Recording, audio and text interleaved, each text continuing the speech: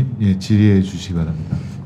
네, 뭐 검찰이 일이 줄지 않은 것은 하지 않아도 될 사건을 지나치게 많이 관여하고 특수수사에 몰빵하고 있기 때문에 오히려 형사공판부에서 인력이 부족한 것 아닐까. 내부 파견이 지금 심각하잖아요. 그 부분을 지적합니다. 자, 법무부 장관이 아까 오전에 업무 현황 보고하실 때 32페이지 이런 얘기를 했어요. 선거에 공정을 해야 하는 부정 관측 행위에 대해서 철저 대응하겠다라고 하면서 전국 검찰청에 선거 전담 수사방 구성했다라고 했는데 검찰이 선거 범죄 수사할 수 있나요? 지금 전부 그 경찰에서 하고 있는 것으로 알고 있습니다. 그러면 선거 전담 수사반은 검찰청에 만든다는 건 무슨 얘기예요? 왜 만들어요, 검찰청에? 지금 선거 사범 수사 중간에 네. 그 절차 진행되는 과정과 법리나 이런 거와 관련돼서 협의 절차를 하고 있는 것으로 알고 있습니다. 직접 수사는 안 한다는 건 맞습니까? 송치되기 전에는 나중에 계속 한번 확인해 보겠습니다. 지금 안 한다고 말씀하셨으니까 기본적으로 수사권이 있는 사건이 별로 많지 않은 것 같습니다. 알겠습니다. 자, 그 다음 페이지 보면은 또 이렇게 얘기했어요. 수사와 재판 지연 방지하겠다라고 했는데 아까 얘기했던 패스트트랙법 위반으로 기소된 국회 선진화법 위반으로 기소된 나경원 의원이 2020년에 기소됐는데 이게 20대 국회 때 기소됐는데 지금 22대 국회가 됐는데 아직도 1심 재판이 안 끝났습니다. 신속한 재판 받을 수 있도록 챙겨 보시겠습니까? 예, 그래 하겠습니다. 네, 의원 그렇게 해주십시오.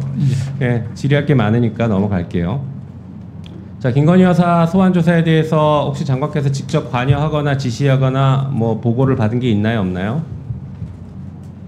좀 나누어서 물어주시면 대답하겠습니다. 네, 사전 보고를 받은 적 있나요? 소환에 대해서 네. 없습니다. 사후 보고는 받았어요? 예. 그럼 지시나 관여한 게 전혀 없습니까? 구체적으로 소환 조사 일정과 관련된 부분에 대해서 제가 지시한 바가 전혀 없습니다. 네. 이게 지금 황제 조사다라고 계속 얘기하는데 아까 장관께서는 재반 규정을 잘 지켰다라고 했는데 이 출장 조사의 근거 규정이 뭐가 있습니까? 소위 수사 준칙이라고 하는 검사와 사법 경찰 간의 상호 협력과 일반적 수사 준칙에 관한 규정 제19조 네. 2항과 5항에 있습니다. 네, 거기 출장 조사가 근거 규정이 있어요. 출장 나가서 조사하고 휴대폰도 반납하는 규정이 있나요? 휴대폰 반납에 대해서는 없습니다만 네. 검사 또는 사법 경찰 간의 네. 수사관서에 출석하여 조사를 받는 것이 현저히 곤란한 사정이 있는 경우에는 알겠습니다. 수사관서 외의 장소에서 조사할 수 있다고 규정되어 있습니다. 김건희 여사는 현직 대통령의 부인이기 때문에 수사관서에 서울중앙지검에 부르는 게 현저히 곤란한 상황이 있었다고 보시는 거예요? 경호와 관련돼서 문제가 있었을 것으로 생각합니다. 대통령 가족은 경호를 받아야 되기 때문에 그렇습니까? 그 경호 등급과 경호 방법은 제가 정확하게 알지를 못합니다. 네. 2002년에 장관께서 대검 중수부에 있을 때 당시 대통령 김대중 대통령의 아들이었던 김홍업 씨를 대검찰청에 소환 조사를 했습니다. 그리고 구속 기소까지 나중에 갔죠. 이때는 왜 출장 조사 안 했습니까? 왜 출장 조사 안 하셨어요? 수사의 소환과 조사는 제가 담당하지 않았습니다. 그러면 그 당시에라도 출장 조사를 해야 된다라는 얘기를 했으니까? 경호 때문에 출장 조사 가야 된다.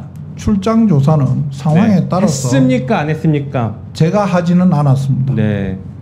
그때 다른 검찰의 기준입니다. 똑같은 사람인데 똑같은 대통령 가족인데도요. 게다가 여기서 그냥 끝난 게 아니라 우리 장관님의 직전 장관이었던 한동훈 전 장관이 김건희 조사 검찰청에서 했어야 한다 이런 입장을 냈어요. 여기에 대해서 어떻게 생각하십니까? 그거는 뭐 그분의 생각이라고 생각합니다. 네. 김건희 여사 조사할 때 영상 녹화했나요, 안 했나요?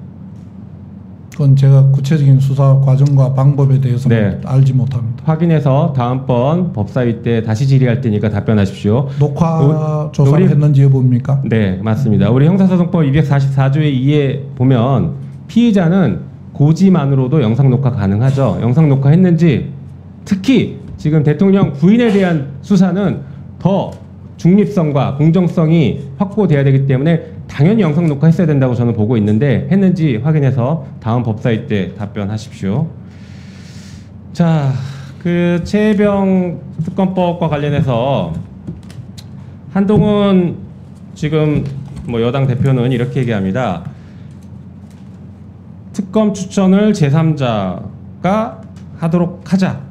특히 대법원장이 추천하는 것으로 하자. 이렇게 얘기하고 있는데 여기에 대한 입장이 어떻습니까? 저 개인의 입장을 물으시는 겁니까? 네. 저 개인. 네. 저는 개인적으로는 네. 특검 임명은 행정부 수반인 대통령의 권한이라고 생각합니다. 그래서 제3자인 네. 사법부의 수장인 대법원장이 추천하는 것도 옳지 않다고 생각합니다.